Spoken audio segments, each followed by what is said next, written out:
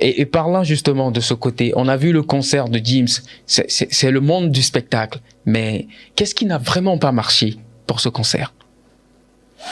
Bah écoute, c'est simple, hein, pour ce concert, moi je l'ai vécu à distance. Je suis arrivé, je pense, la semaine du concert. Ce que je peux vous dire en clair, c'est qu'aujourd'hui, il est très difficile d'entreprendre en Guinée. Très, très, très difficile d'investir dans la mesure où tu regardes sur les réseaux sociaux des groupes qui sont organisés pour que chacun qui lève la main, qu'on dise non, il faut que ce concert-là, il faut le boycotter. Il y a des FC boycott, il y a des FC ci, il y a des FC ça. Des groupes. Excuse-moi. Tu sais, il y a un problème dans le pays qui commence à dépasser des proportions qui vont faire que un jeune qui investit 1 milliard, 2 milliards pour faire son entreprise et que tu vois des jeunes Guinéens partout avec une volonté ferme que cet argent-là, il faut que ça parte en fumée, il y a un problème. Ouais. Ça, c'est une maladie qu'il faut guérir. D'accord. Si ça ne se guérit pas, c'est une maladie qu'il faut couper. C'est à deux choses. C'est où ça peut se guérir, où ça se guérira pas, on va couper la gangrène. D'accord. Moi, je pense que ce concert-ci, spécifiquement ce concert, je parle de l'extérieur. Okay. Comment je l'ai vécu, c'était un boycott parce que Orange, je sais pas, l'internet coûtait cher, blablabla. Donc boycotter Orange. Pour boycotter Orange, il faut boycotter le concert. Et puis, c'est ce que moi j'ai vu, que j'ai compris. Après, il n'y a pas eu d'affluence au concert. Et puis, il y en a sûrement qui ont dit... Qui sont ces jeux donc, est-ce que vous êtes en train... Non, est-ce qu'il est en train de dire d'ailleurs que ce mouvement FC Boycott a gagné son pari? Écoutez, est-ce qu'ils ont gagné leur pari? Est-ce que c'était un bon moment? Est-ce que le prix était intéressant? Voilà. C'est autant de questions qu'on peut poser, hein. Moi, je suis pas là pour ça, mais ce que je sais, c'est qu'il y a eu des événements, des concerts de ce type-là, avec des prix aussi élevés ou plus élevés qui ont fonctionné. Donc, est-ce que c'était la conjoncture? Est-ce que c'était forcément parce que 3-4 personnes sur les réseaux sociaux ont dit que faut pas que personne y aille? Moi, je vais pas. Toi, tu iras pas à une soirée parce que tout le monde sur les réseaux sociaux ont dit qu'il faut y aller. Tu n'iras pas à une soirée, tu ne te priveras pas d'une soirée, toi et ta chérie, parce que quelqu'un n'est pas content de l'organisateur et que toi, tu ne dois pas y aller. C'est pas lui qui drive tes désirs, tes loisirs. Donc ça, c'est quelque chose qui tient pas la route. Mais ce que j'essaie de dire, c'est important d'attirer l'attention sur le fait que nous, jeunes Guinéens, si on pense que à chaque fois que quelqu'un va lever la tête ou que quelqu'un va essayer de s'en sortir, il faut boycotter, il y a un problème. Ça s'est arrivé. C'est quelque chose qui était palpable, qui était visible, que tout le monde a vu. Donc, ne pas en parler, dire que c'est ça qui a fait que le concert la raison principale, ça marcherait pas. Ok. Moi, j'en sais rien du tout. Je suis pas dans le secret des dieux. Je ne connais pas.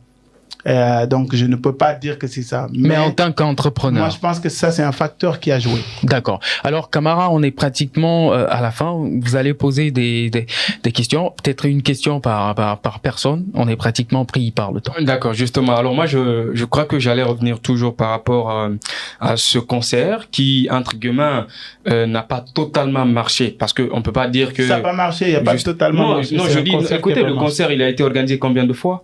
En 2 lieux. Justement, c'est pourquoi je dis pas totalement. Okay, de l'autre côté, les choses, voilà. Ouais, mais enfin, je pense qu'on était sur le stade. Non, sur le concert du stade. Voilà, justement. Alors moi, je pense c'est très important de voir, comme il l'a dit, les réalités du pays. Sans quoi, vous savez, de l'autre côté, le prix, il est bas, parce que quand on fait un comparatif, le prix de l'autre côté était plus élevé que de l'autre côté. Ouais. Mais au-delà de ça, il y avait d'autres événements dans la ville ce jour aussi. Il y avait d'autres événements. Donc, je pense que ça a aussi joué. Ouais, il y avait beaucoup de facteurs. Alors, revenons-en par rapport aujourd'hui à l'industrie musicale. En Guinée, aujourd'hui, on constate que, il y a de véritables problèmes. Quand on essaie de voir la sous-région, la Côte d'Ivoire et les autres contrées, les choses évoluent. Mais aujourd'hui, c'est quoi votre regard par rapport à ce côté-là? Notre Je industrie suis pas sûr musicale. d'avoir compris les choses évoluent, mais je vais pas m'essayer. Si vous pouvez mieux poser la question, ça m'arrangerait. L'industrie musicale. en Quel est Guinée, votre ouais. regard sur Quel est l'industrie votre regard? musicale? Et s'il y a des manquements, Écoute, qu'est-ce qu'il y a moi- lieu de faire? Moi, je pense que définitivement, à date, quand je regarde, on parle de l'industrie musicale, hein, donc la production, il y avait quoi? Il y avait Benedict Record, il y avait Merle Prod, et puis il y avait Mac Team. Ouais. Qui faisait les choses. Je suis pas en train de vouloir oublier quelqu'un. Il y a les productions de Azaya, donc Musique sans frontières, qui chacun a vraiment travaillé à mettre la musique à un certain niveau. Ok. Et puis ça, c'est très important. Ce que ça a comme conséquence, c'est que même ceux qui sont en autoproduction vraiment mettent beaucoup de qualité. On voit beaucoup plus de clips qui passent sur les chaînes au niveau international. On voit beaucoup d'artistes qui commencent à bouger. Ça bouge pas beaucoup. Je pense pas qu'il y a de l'argent qui rentre avec ça. Parce que la vérité, ce qu'il faut savoir, c'est que malheureusement, cette industrie qu'on parle là, je sais pas si on devrait dire industrie, parce qu'une industrie, c'est toute une chaîne, mais la finalité, c'est qu'il y ait un marché qui porte donc les produits qui émanent de cette industrie-là. Malheureusement, les produits qui arrivent à sortir de cette industrie, d'ailleurs, qui sont des produits de qualité aujourd'hui, Ouais. la vérité, c'est que le jeune artiste guinéen n'a aucun complexe devant qui que ce soit. Que ce Ok. soit un Jamaïcain, un autre de l'Afrique ou un autre de l'Europe. Le jeune Guinéen a du talent et est conscient de son talent et a l'audace, tu sais, de l'exprimer. Ça, c'est déjà un pari qui est gagné. Malheureusement, il est dans un écosystème qui est pas tout à fait en place. D'accord. Le marché, il n'existe plus. Ça fait plus de 10 ans qu'on vend plus de CD, qu'on vend plus de cassettes. Il y a aucune façon, il y a aucune plateforme sur laquelle on arrive À se faire de l'argent à vendre travers sa musique. physiquement la musique. Donc ça, c'est fini. Après, on va sur le digital. Le digital, malheureusement, on est sur le streaming. Le streaming, jusqu'ici, les grands artistes internationaux ont du mal à générer des sous comme à l'époque, quand c'était il y a quelques années avant le numérique, avant le streaming. Donc, beaucoup d'artistes pleurent parce que ils gagnent plus comme ils gagnaient avant. Si vous avez remarqué, de moins en moins, les majors sont sur des grosses productions, de la grosse communication, comme à l'époque, parce qu'il y avait de l'argent qui rentrait derrière. D'accord. Aujourd'hui, c'est différent, donc ça fait que, malheureusement, en Guinée, si le streaming, les gens pleurent à l'international, en Guinée, qu'est-ce qu'on fait? Ça veut dire que tout ce qui est en train d'être produit en Guinée, c'est les gens investissent quasiment le milliard sur un album, mais c'est pour faire quoi? Mettre gratuitement sur YouTube. C'est là qu'on est. Alors, aujourd'hui, nous constatons une nouvelle génération qui, tout temps, tout lieu, commence à faire, si vous voulez, des lignes. Votre regard, aujourd'hui, la nouvelle génération, selon vous, c'est qui le king du monde de rap en Guinée? Ouh là là là là là là là.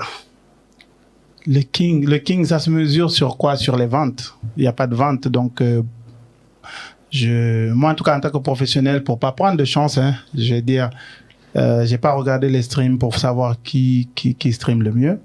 Par contre YouTube, je pense que le king c'est King Ablay. On m'a dit récemment, ça ils font aussi fait des comment on appelle, fait des tops là. Et puis voilà, ça je peux pas répondre parce que pour mesurer cela. Par contre, il y a des artistes que je respecte, il y a des projets que je vois qui émergent. Donc il y a Third, il y a King Alasco, il y a comment il s'appelle le philosophe. Et Striker. Striker, il y a aussi un jeune que je vois que ça monte pas vite, mais tu vois, c'est la même chose que Alifa, mais l'autre c'est Junior Barry. Ok. J'adore ce qu'il fait, bien que je m'attendais à ce que ça que ça peut être beaucoup plus que ça. Pourtant, c'est de très belles choses. Et c'est ça aussi le malheur en Guinée. Je remarque que ceux qui ont le succès le plus, c'est les artistes les plus nuls du pays. Wow, carrément. Après ça, oui. Carrément. Qui, par exemple? Vote carrément, là, souvent dans l'émission, qu'est-ce que ça veut dire? Non, là, parce c'est que moi qui pose la quand question. Vous dites, non, ici, c'est vous qui posez la question. Là. Quand vous dites que ceux qui ont le plus le succès sont souvent les plus nuls. Oui. Et aujourd'hui, lorsqu'on jette un regard sur la musique guinéenne... Non, c'est ça? Oui. Donc, vous n'êtes pas en Guinée? Non, mais c'est votre rôle. Parce que moi, je ne partage pas forcément cet avis. Moi, je ne partage pas cet avis. Bah, écoute, c'est votre avis. C'est pourquoi j'ai besoin d'être... Allez-y, la rubrique dites-nous tout. Et dites-nous tout. Le fait d'être trop perfectionniste, c'est vrai, vous êtes très perfectionniste dans ce que vous faites. Est-ce que cela ne joue pas en vous, dans votre carrière d'artiste? Non, c'est un choix. Vous savez, ce qui joue, c'est quand tu n'assumes pas ton choix. Nous, vous savez, il y a deux choses. Il y en a qui font de la musique pour faire du succès, pour faire de l'argent, pour faire...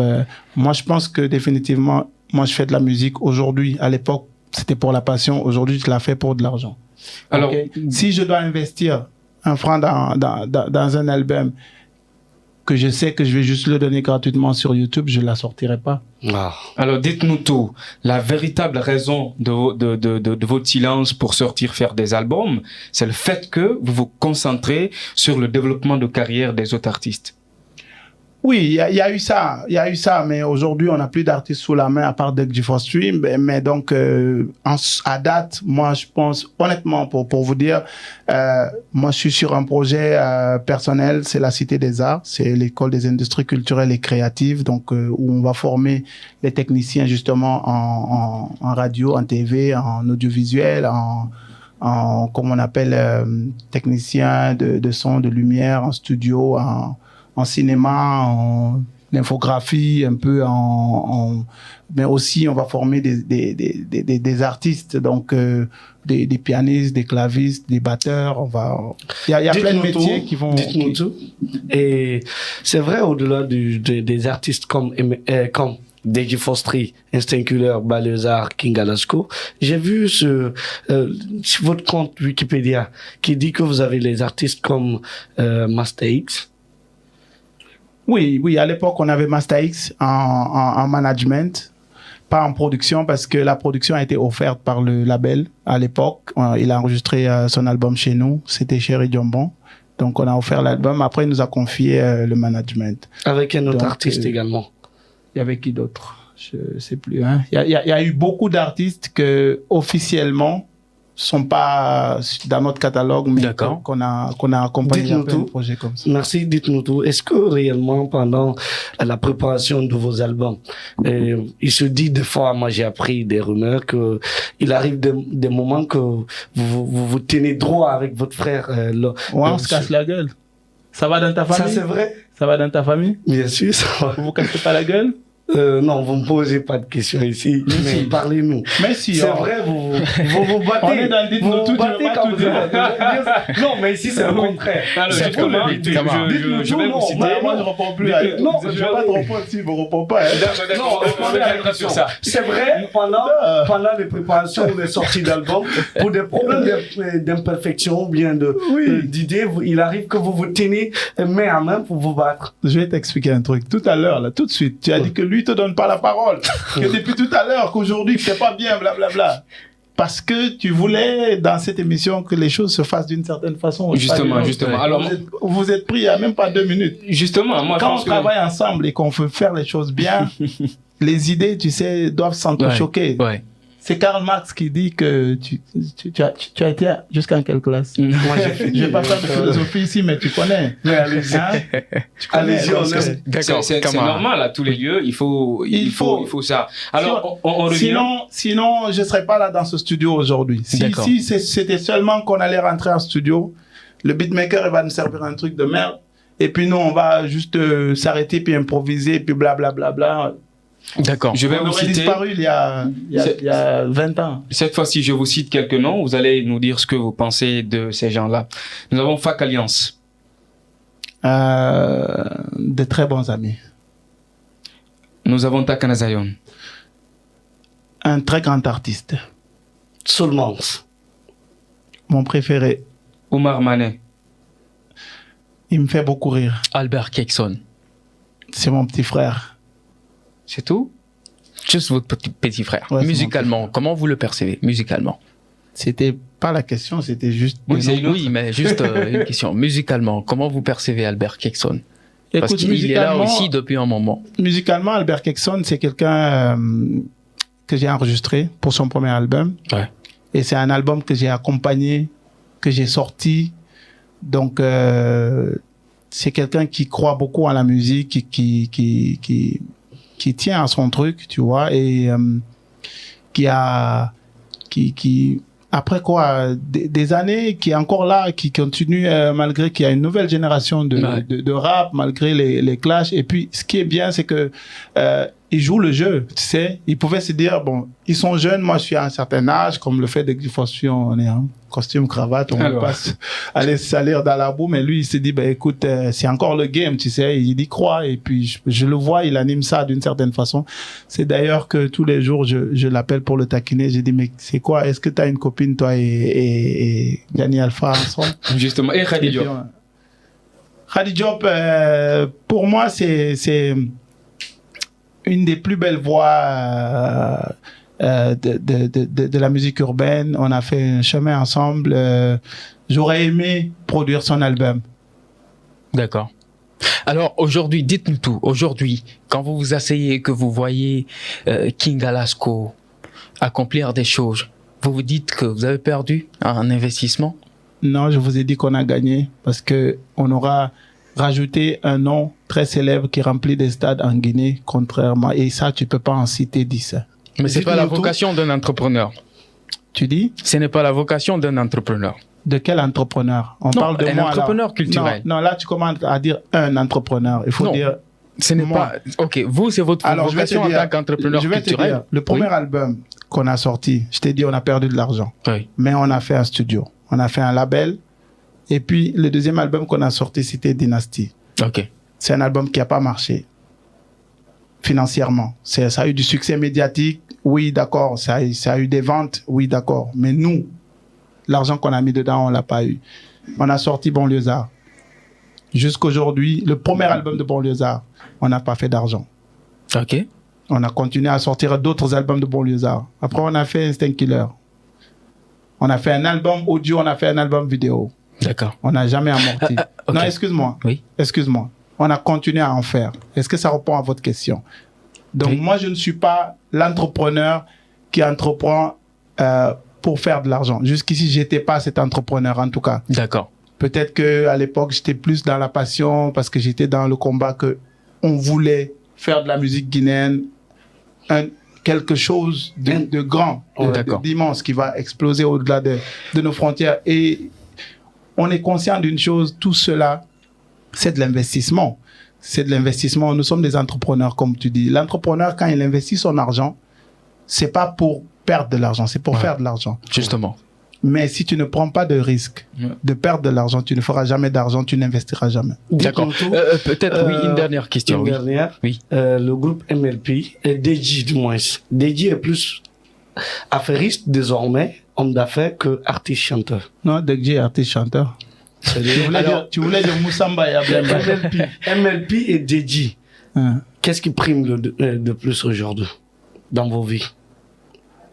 Je sais pas de quoi tu parles. Entre DJ, c'est moi. Entre le label. C'est-à-dire le label et le groupe de musique. Le groupe de musique DJ Foster. Oui. Qu'est-ce qui prime aujourd'hui? C'est quoi votre priorité? Il y a pas de comparatif entre les deux. Justement, mais... DJ, c'est un artiste. OK? Merly Prod, c'est un label. Ouais. C'est même pas Merly Prod, c'est DJ Foster SARL. C'est une société. OK? C'est deux choses, c'est deux entités différentes. DJ n'a rien à voir avec Merly Prod pour les comparer. Mais justement, il y a l'autre qui Maintenant, ce que tu veux dire, c'est que vous avez fait Fali Poupa, vous avez fait Taïk, vous avez fait Dadju, vous avez fait Med Gims. Donc, on constate plus le côté entrepreneurial que le côté production de musique ou sortie des œuvres. OK. C'est quoi la question?